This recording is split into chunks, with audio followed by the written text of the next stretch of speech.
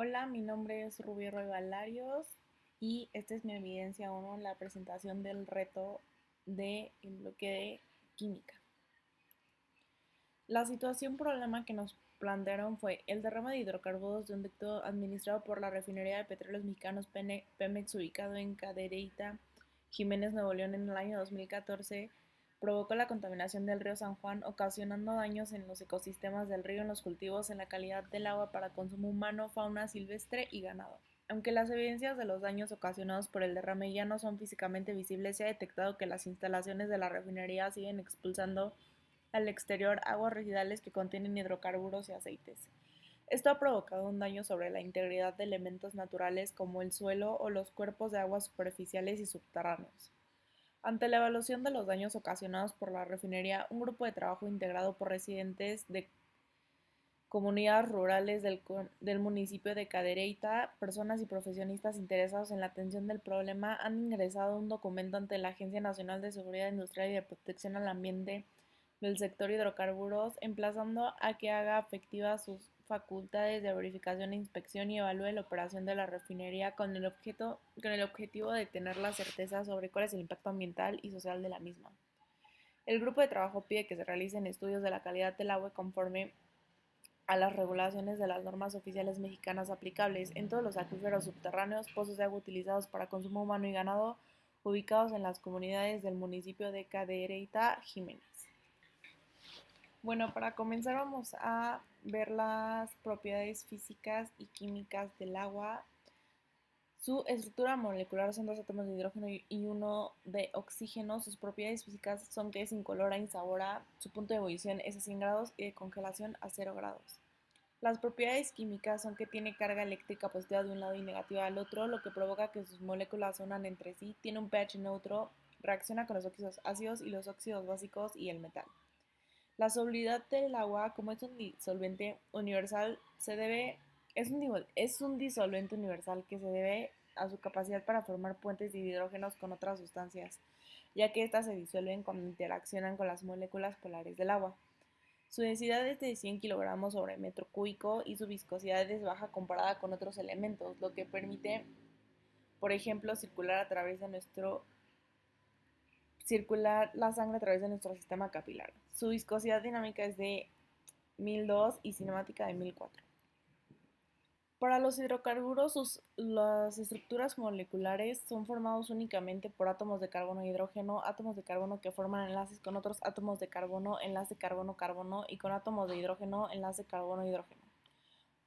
Respecto al punto de ebullición, este aumenta a medida que aumenta el tamaño del hidrocarburo, la cantidad de átomos de carbono, aunque también influye la geometría molecular de estas moléculas. Esto se debe a que las fuerzas intermoleculares son mayores cuando la molécula es más grande. Las propiedades químicas para la combustión es que puede llegar a la combustión, oxidación completa o incompleta. Comienza a oxidarse ante la presencia de oxígeno o ante una fuente de calor Para pirólisis, que es la descomposición de los compuestos orgánicos, cuando son calentados a altas temperaturas y la presencia de oxígeno, por ejemplo, al exponer a los alcanos a una temperatura de 800 grados Celsius. Pueden descomponerse formando alquenos, alcanos más pequeños e hidrógeno libre. Y para halogenación, bajo la presencia de luz, especialmente rayos ultravioletas, los alcanos reaccionan junto a los halógenos y producen derivados halogenados. Respecto a la polaridad, son muy polares, a la solubilidad son insolubles en agua ya que son sustancias apolares, es decir, que las densidades de cargas eléctricas en las distintas regiones de cada molécula se anulan. Para densidad, aumenta cuando la molécula es de mayor tamaño y viscosidad es su resistencia al flujo. Si el punto de fluidez es la temperatura por debajo de la cual el hidrocarburo no fluye. Si la temperatura del ambiente está por debajo del punto de fluidez, el hidrocarburo se comportará esencialmente como un sólido. Para las interacciones intermoleculares, sus fuerzas son muy débiles y corresponden a las fuerzas de London o de dispersión. Los métodos de separación de hidrocarburos del agua se utiliza una combinación de bacterias que degradan las moléculas de hidrocarburos en cadena, es decir, una bacteria logra romper la molécula para hacerla comestible para otra bacteria.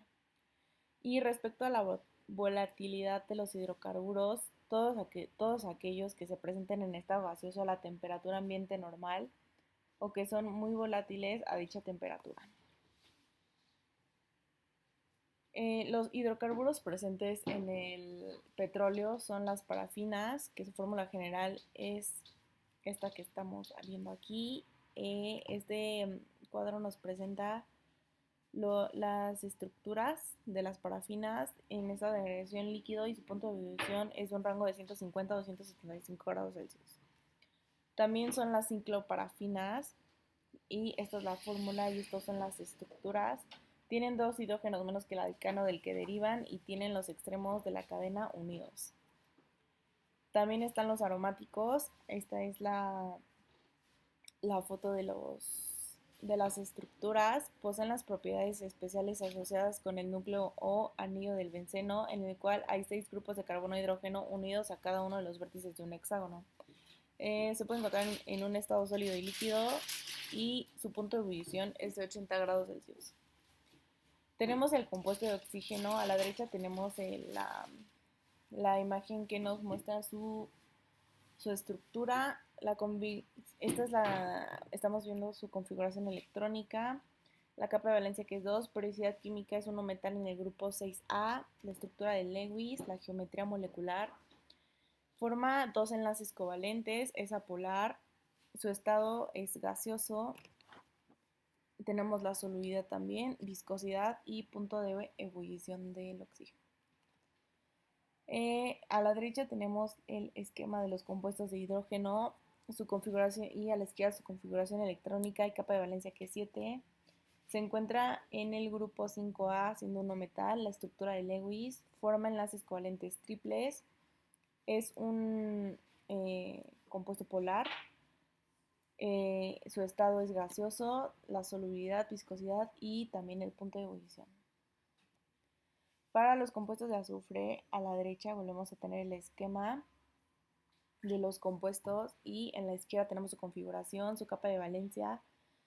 Es el grupo 6A, es un no metal, la estructura de Lewis, forma enlaces covalentes, su geometría también la tenemos, es un compuesto polar. En estado sólido es insoluble en agua y la viscosidad aumenta si aumenta la temperatura y su punto de ebullición es 445 grados Celsius. Todos estos conceptos los revisamos ya que los hidrocarburos están presentes en el petróleo y queremos una solución para separar ese petróleo del agua y que pare de contaminarla. Entonces la solución al problema es que en el petróleo es insoluble en el agua por su polaridad. El agua es polar y el petróleo apolar, por eso no se disuelve. El método de separación sería la separación de líquidos sobrenadantes, ya que la densidad del petróleo es menor a la del agua y por ello flota sobre ella. Entonces lo que se podría hacer es instalar un sistema unos kilómetros más abajo del río para que cuando pase por ahí el agua retenga los hidrocarburos que están en la superficie flotando, o sea, el petróleo. Las características del agua potable es que debe ser inodora, incolora, insípida, blanquecina, no debe tener contaminantes como pesticidas o elementos radioactivos. En su composición no debe tener microorganismos patógenos como bacterias, coliformes y otras de origen fecal. Y el agua dulce es la única que puede ser agua potable y para que sea segura tiene que ser tratada previamente. Entonces, si al agua le está cayendo petróleo, la está contaminando y deja de ser agua potable y deja de ser agua que podamos consumir. La toxicidad de estos hidrocarburos, el riesgo que presenta al ingerirlos de alguna manera es irritación de los pulmones con tos, asfixia y ahogos, problemas neurológicos, latidos irregulares del corazón, frecuencia cardíaca rápida o la muerte súbita, sobre todo después de realizar un esfuerzo o de sufrir estrés. Los riesgos de ingerir agua contaminada son la transmisión de enfermedades como puede ser el cólera, diarrea, disentería, hepatitis A, fiebre tifoidea o poliomielitis. El impacto ambiental y social de este problema es que en la Constitución Política de los Estados Unidos Mexicanos se establece en el artículo 4, párrafo 5, que toda persona tiene derecho a un medio ambiente sano para su desarrollo y bienestar. El Estado garantiza el derecho a este respeto. El daño y deterioro ambiental generará responsabilidad para quien lo provoque en términos de lo impuesto por la ley. La obligación del Estado de México de garantizar los derechos mencionados no ha respetado su derecho al agua y un ambiente sano porque al contaminar el río está contaminando el ganado y los pozos de agua para consumo humano. No está garantizando un ambiente sano, además que está poniendo en riesgo la salud de la gente al ellos estar expuestos a ingerir esa agua contaminada o comer carne de ese ganado que ingirió esa agua contaminada. El impacto social y ambiental es muy fuerte ya que socialmente se está hablando de la vida de las personas, poner en riesgo a las personas que son más vulnerables y causar hasta su muerte. De igual manera afecta a la gente que se dedica a la ganadería o que consume el agua de los pozos. Ambientalmente hablando, podemos decir que el ganado o animales que consumen esta agua o que sean parte de este ecosistema están en riesgo, matando especies y así afectando a la cadena alimenticia. Entonces lo mejor sería poner en práctica cualquier solución propuesta lo antes posible para que esta agua deje de contaminarse, para poder restaurar el agua que está ahí y que cada persona y que vuelva a ser potable para que cada persona le dé el uso que necesite.